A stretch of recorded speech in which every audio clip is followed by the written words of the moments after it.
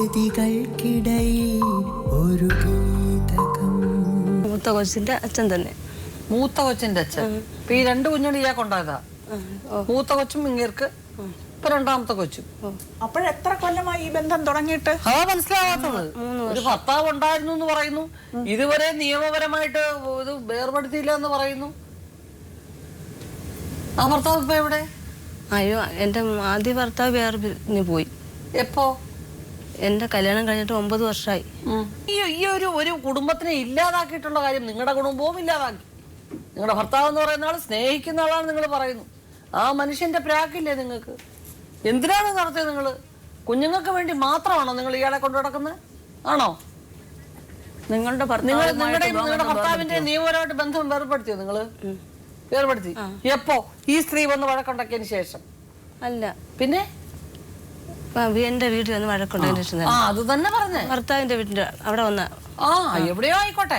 അങ്ങനെ അപ്പൊ നിങ്ങൾ അതിന് മുമ്പേ നിങ്ങളുടെ ബന്ധം തുടങ്ങി കഴിഞ്ഞിരിക്കുന്നു.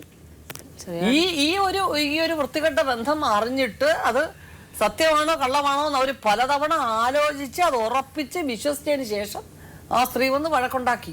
നിങ്ങൾക്ക് ഒരു കുറ്റബോധമില്ലേ? നിങ്ങൾക്ക് കുറ്റബോധമുണ്ട്. കുറ്റബോധം ഉണ്ടല്ലോ.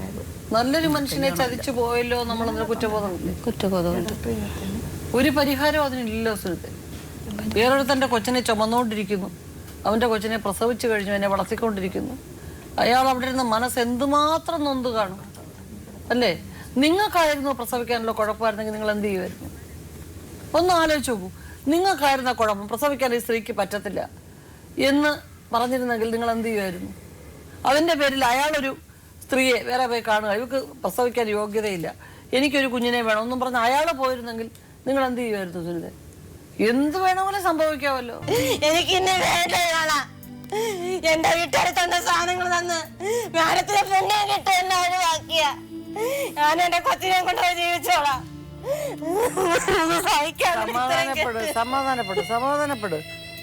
എന്റെ ശാപം എന്ന് ഇയാളെ നിരക്കുണ്ടാക്കും ഈ സ്ത്രീക്കും കിട്ടും. എന്റെ മക്കളെ എന്റെ മോളത്. എന്റെ മോളെ എത്ര ദിവസം പട്ടിണിയാണെന്ന് അറിയാൻ മേഡം. അവിടെ കക്കൂസിന്റെ പൂഴി കുഴിച്ച് 10,000-3000 രൂപയും കൊണ്ട് ഇവിടെ കൊണ്ട് കറങ്ങാൻ പോയി ഇദ്ദേഹം. ഞങ്ങള് കഞ്ഞി വെച്ചില്ല. അതിന്റെ അപ്പത്തെ വീട്ടിലെ ചീരയും കൊണ്ട് ഞാൻ റെയിൽവേ സ്റ്റേഷൻ പോകാൻ നടന്ന് വിറ്റ് കിട്ടിയ പൈസ കൊണ്ട് ഞങ്ങള് ജീവിച്ച്.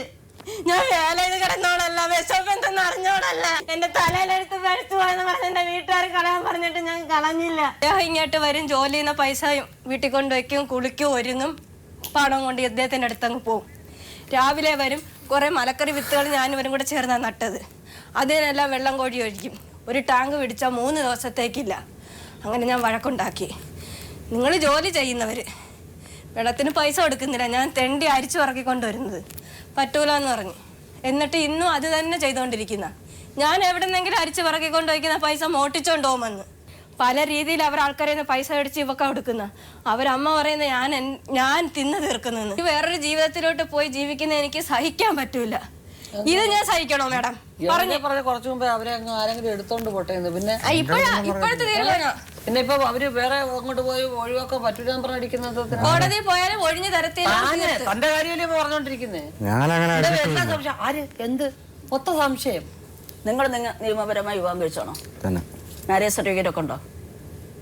ഉണ്ട്. നിയമപരമായി വിവാഹം കഴിച്ചാണോ? അത് ഒഴിഞ്ഞോ? ഇത് ഒഴിഞ്ഞിട്ടുണ്ടോ?